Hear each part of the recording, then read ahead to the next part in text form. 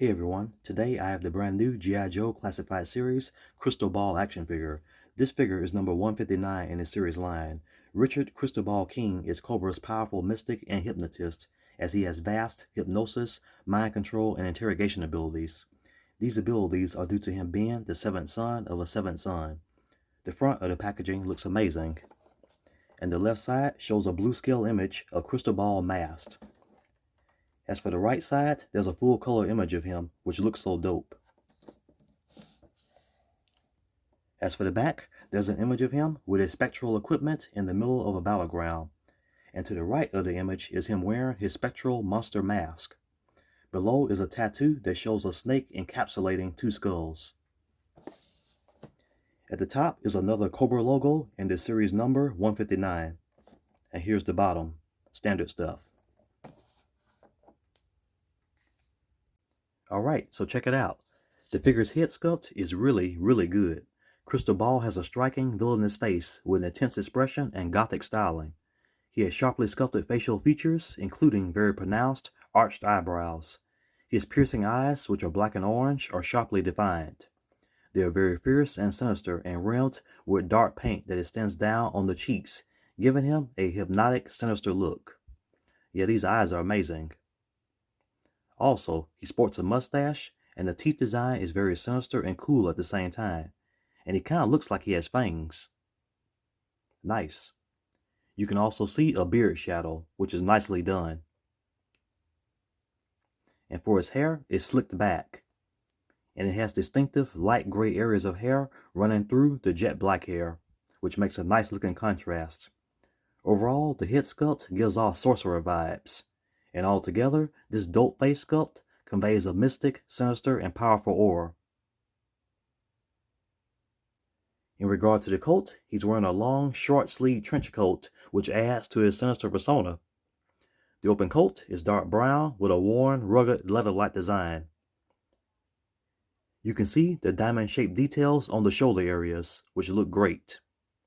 And overlaying the shoulders are metallic gold pieces that run vertically. The coat also features a wide, thick, fur-lined collar in a light tan color, giving it a touch of old-world mysticism and arcane flair. Also, the texturing on the coat is amazing.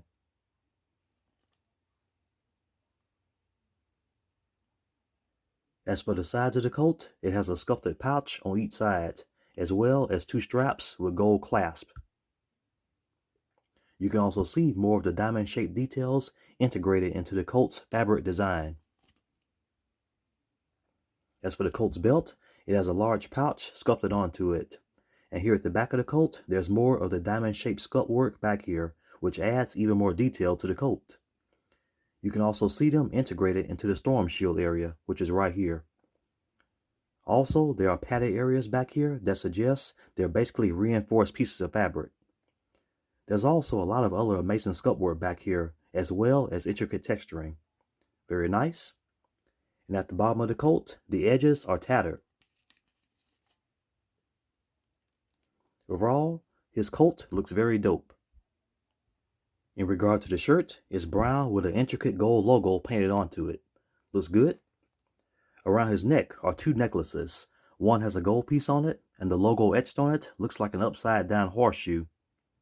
And the other necklace piece is green. The tattoos on the upper chest look amazing. In particular, you can see a snake on each side of a mystical looking image. Also, above those three images are 6 dots and a crescent-shaped tattoo in the middle. On each shoulder is reinforced brown and black armor plating. The left arm has a tattoo of a snake encapsulating two skulls, one being inside a half moon and the other inside the sun. As for the right arm, another mystical looking tattoo is depicted, as the sun is surrounded by a series of dots. There's a detailed brown gauntlet on each forearm. The right one has a green piece in the center, while the left one has some black armoring on it. The armoring almost has a reptile design, as it looks kind of scaly.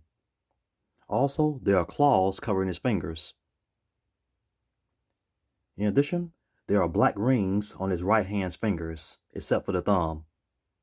Alright, moving on. The bluish and grayish tactical pants are quite detailed, and the belt has a very interesting symbol on the buckle. Furthermore, the brown holster looks great. And the same can be said for the black tactical boots. Regarding the accessories, here's an overview of the circular shield. This piece incorporates a motion-activated feature in which the snakes move when the shield is handled. As the shield is shifted, the snakes alternately obscure and reveal the eye sockets of the skull. When uncovered, the skull reveals striking hypnotic red and white eyes that enhance its ominous appearance. Both the serpents and the skull are rendered with impressive detail. At the center of the design is a pale skull encircled by a series of intertwined serpents. These snakes are vibrant in color, bright blue and yellow with pale underbellies, and are arranged in a symmetrical, almost hypnotic pattern. Their placement over the eye sockets contributes to a mystical, occult-inspired aesthetic. The border of the shield is jet black with a snake-like design. And past the border is a series of colors, which are black, red, and light gray, and these add contrast and focus to the central image. At the very back is very detailed as well, just like the front, and it has a medieval-like design. As for the gun, it's a vintage revolver with a gold piece coiled around it. Looks good. And here's an alternate left hand, which is open. Nice.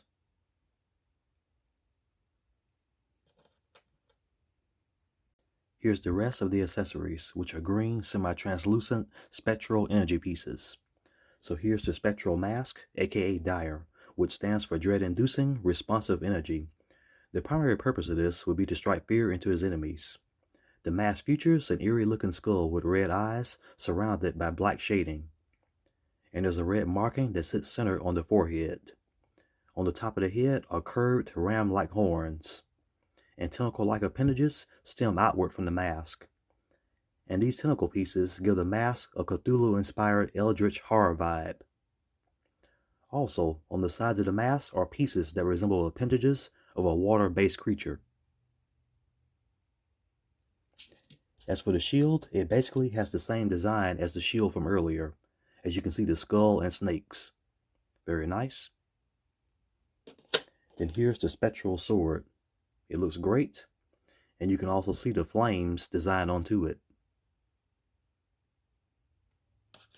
And lastly, here's a skull encapsulated inside a ball, surrounded by tentacles.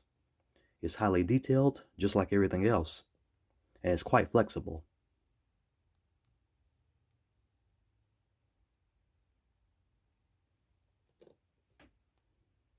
Here's Crystal Ball with the shield in open hand, and I'm going to say it again, which is that this figure is really phenomenal.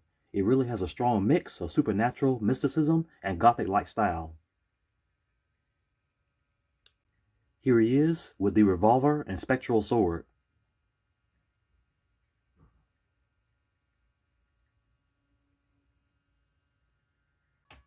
Then here's Cobra's paranormal scientist with the spectral monster mask, and the encapsulated skull is also present. Next, here he is with the spectral shield piece, which attaches to the shield. And here's another view of the figure.